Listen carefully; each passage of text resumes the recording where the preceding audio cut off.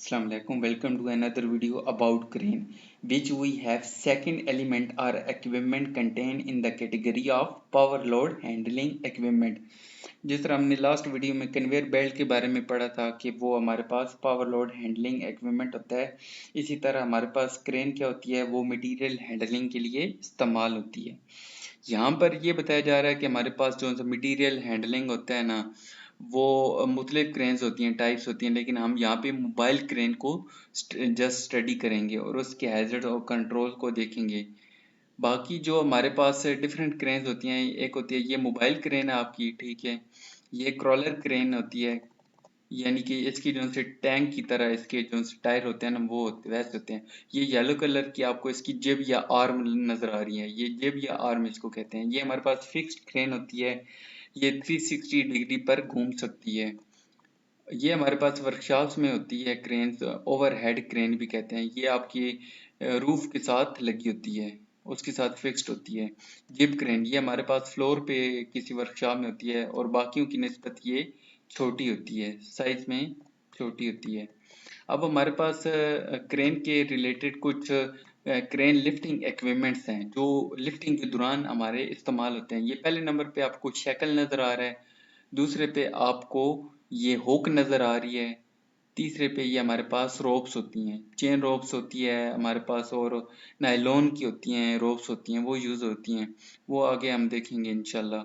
तो ये हमारे पास रोप्स होती हैं, ये हमारे पास क्या होते हैं, क्रेन लिफ्टिंग इक्विपमेंट्स भी इनको कहते हैं। अच्छा, हमारे पास सबसे पहले एक क्रेन के हैजर्ड्स हैं। क्रेन के हैजर्ड्स कौन से हैं? द क्रेन कोलैप्सिंग और टॉपलिंग ओवर, यानी कि आपकी क्रेन कोलैप्स हो सकती है या डगमगा सकती है, यानी कि जिस तरह छोटे बच्चे होते हैं ना, डगमगा कर गिर जाते हैं, आपकी क्रेन डगमगा सकती है। इसकी भी आगे वजूहात हम आगे पढ़ेंगे कि क्यों आपकी क्रेन कोलैप्स हो सकती है या टॉपलिंग ओवर हो सकती है।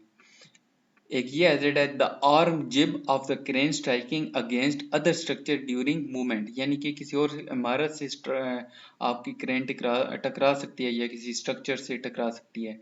The load are part of it falling, यानी कि लोड जो आपने लिफ्ट किए हुए है वो ही गिर जाता है अगर आपका। The load striking against object or people while being manoeuvred, यानी कि लोड जो आपने उठाया हुआ है वही आपकी किसी बिल्डिंग के साथ टकरा जाए या किसी बंदे के साथ टकरा जाए, तो इस तरह भी होता है हमारे पास। Contact with the live overhead cables, यानी कि आपके पास जो आपने देखा होगा कि मुख्तलिफ पावर लाइंस ऊपर से गुजरी होती हैं मुख्तलिफ वोल्टेज की, 11,000 केवीज, 5,000 केवीज। तो ये हमारे पास वोल्टेज की लाइनें होती हैं, तो जितनी ज़्यादा वोल्टेज होगी हम उतने ही क्रेन को उससे दूर ऑपरेट करेंगे। अच्छा, हमारे पास है factors that might make a mobile crane unstable and topple over. अच्छा, वो कौन से फैक्टर्स हैं जो क्रेन को डगमगा सकते हैं या उसको कोलैप्स करवा सकते हैं? फर्स्ट है हमारे पास overloading the crane beyond its lifting capacity, यानी कि क्रेन की लिफ्टिंग कैपेसिटी से ज़्यादा अगर आप लोड डाल रहे हैं या उठा रहे हैं, तो वो क्या हो सकता है, आपका क्रेन डगमगा सकती है, आपकी टॉपल ओवर जिसे कहते हैं हम।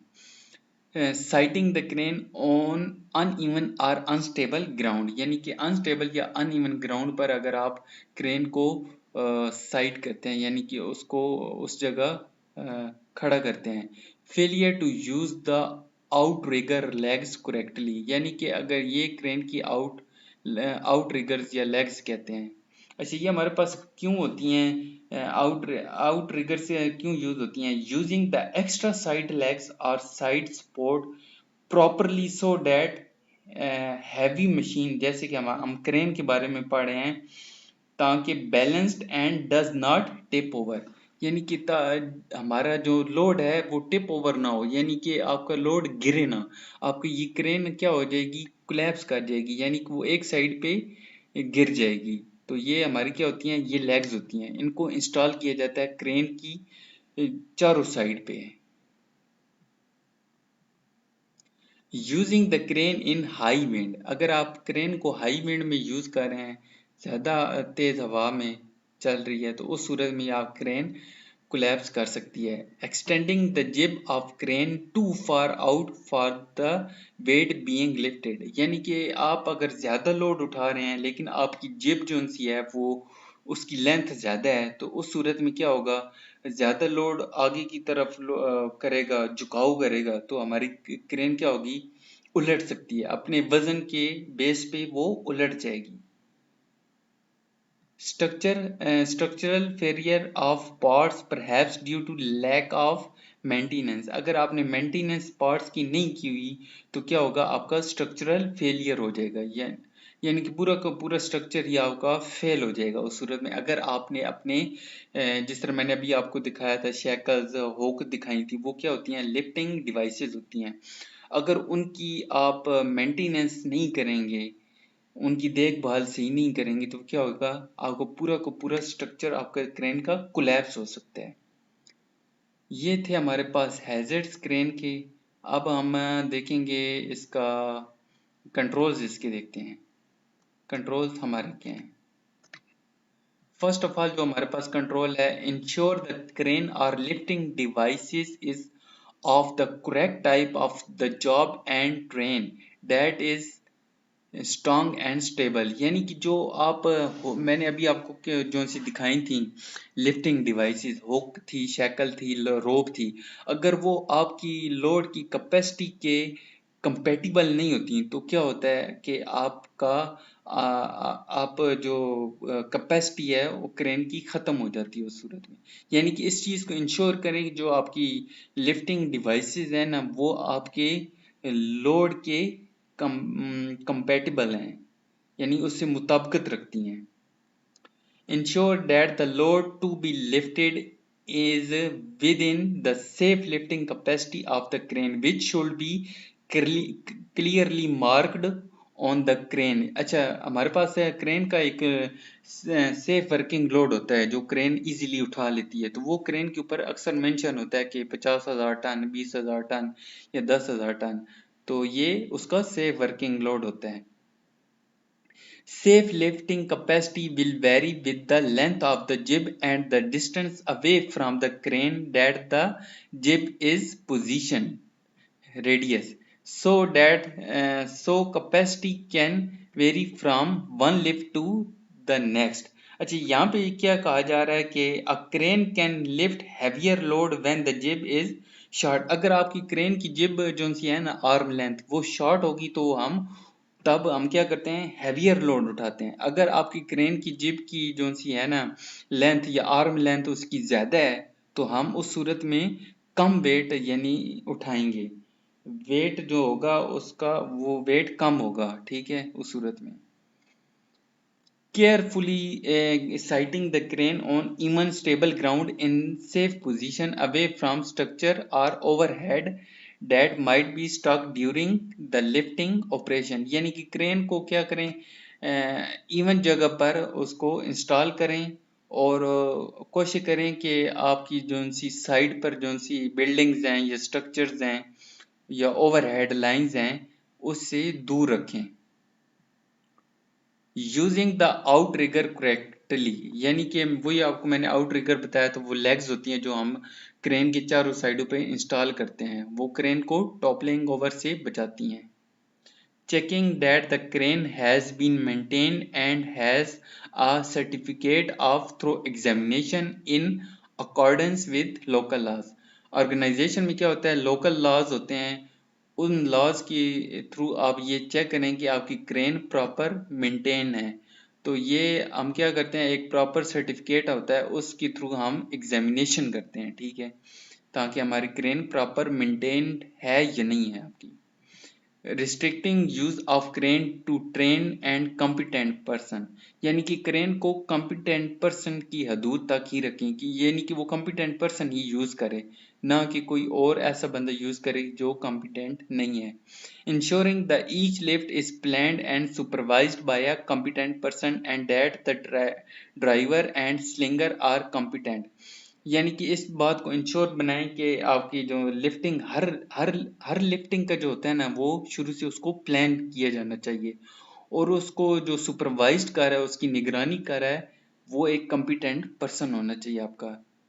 और स्लिंगर स्लिंगर क्या करता है, जो नॉट्स लगाता है, वो नॉट्स जो लगाएगा उसको वो भी एक कम्पिटेंट पर्सन होना चाहिए, और वो इस चीज़ को इंश्योर करे कि जो उसने नॉट लगाई हैं, यानी कि लोड को उसने जो सिक्योर की है वो प्रॉपर और सही तरीके से की है। Providing a banksman to give direction to the crane operator with good means of communication between driver and the operator। अच्छा, ये क्या होता है, एक बैंक्समैन होता है, उस वो क्या कर होता है, आपको इशारों से क्रेन ऑपरेटर को बता रहा होता है कि भाई आपने यहाँ पे लोड को इस तरह मनूवर करना है, इस साइड करना है, लेफ्ट साइड करना है, डाउन करना है, या रख देना है लोड को। तो वो सारी ये इंस्ट्रक्शंस दे रहा होता है अपने इशारों से, हाथ के इशारों से वो डायरेक्शंस ये सारी दे रहा होता है क्रेन ऑपरेटर को, और वो भी एक कॉम्पिटेंट पर्सन होना चाहिए आपका। Ensuring that the safe devices such as overload indicators are operational and used correctly. These devices are frequently disabled or ignored by the crane operator. अच्छा, हमारे पास कुछ क्रेन के अंदर ना डिवाइसेस लगी होती हैं, जो अगर आप ओवरलोड उठाएंगे ना तो वो अलार्मिंग करना शुरू कर देंगी। तो ये यहाँ पे कहा जा रहा है कि अक्सर ये डिवाइसेस क्या होती हैं, डिसेबल्ड होती हैं या क्रेन ऑपरेटर की तरफ से इग्नोर की जा रही होती हैं। Checking that there are no obstruction such as building और ओवरहेड लाइंस, यानी कि आपकी कोई ओवरहेड लाइंस या ऑब्स्ट्रक्शंस नहीं है आपकी। अच्छा, हमारे पास नेक्स्ट है जी, checking that there are no obstruction such as building or overhead lines in in the vicinity of the lift. Vicinity यानी कि आसपास, आपके पास कोई ऐसी बिल्डिंग्स नहीं है जिसके जरिए आपकी आर्म उसके साथ कोलैप्स हो जाए या उसके साथ टकरा जाए। Checking weather conditions and obeying any manufacturer recommendation about maximum wind speed। अच्छा, हमारे पास जो क्रेन की मैन्युफैक्चरर्स होते हैं ना, तो वो अक्सर आपको बता रहे होते हैं कि आपने इस क्रेन को इतनी विंड स्पीड पर यूज़ नहीं करना, ऑपरेशनल नहीं करना आपने। तो वो आप ये इंश्योर कर लें कि क्रेन ऑपरेटर जो या सॉरी मैन्युफैक्चरर है आपका, उसकी रिकमेंडेशंस क्या हैं, वो आप रिकमेंडेशंस ज़रूर लाजमी पढ़ लीजिए। Lifting the load as close to the ground as possible, यानी कि लोड को जब आपने लिफ्ट किए हुआ है तो उसको कोशिश करें कि ग्राउंड के करीब करीब रखें, क्लोज रखें। Never lifting the load directly over a person, यानी कि लोगों के ऊपर से ना गुजारें लोड को। Using PP such as hard hat, steel to caps, boot and high vis clothing, यानी कि ये सारी पीपीज आप हार्ड हैट, हेलमेट वगैरह जो होते हैं, स्टील टू बूट्स होते हैं, तो वो सारे आप यूज करें। Using signs to warn off the operation and exclusion of personnel from the area, यानी कि उस एरिया को बैरिकेड कर दे जिस एरिया में आप लिफ्टिंग करने लगे हैं, और क्या करें कि अपने अमले को वहां से दूर रखें, कोशिश करें। तो इसके अलावा अगला हमारे पास लास्ट पॉइंट है जी, it is also important to consider the lifting accessories such as the are used to attach the load to the crane, items such as chain, wire loop, nylon slings or eye bolt and shackles। These must be, हमारे पास ये क्या हैं, सारी lifting devices हैं। इनके लिए lifting से पहले इनको इंश्योर करें, क्या करें, इन गुड कंडीशन, कि वो गुड कंडीशन में है या नहीं है। Fitted to the load by competent person, उनको कॉम्पिटेंट पर्सन के थ्रू ही फिटेड किया जाना चाहिए। Regularly checked by pre-use visual inspection and subjected to thorough examination as indicated by local law। हमारे पास जो लोकल लॉ होते हैं या ऑर्गेनाइजेशन के लॉज होते हैं उसके थ्रू ये रेगुलरली विजुअली इंस्पेक्शन किया जाना चाहिए।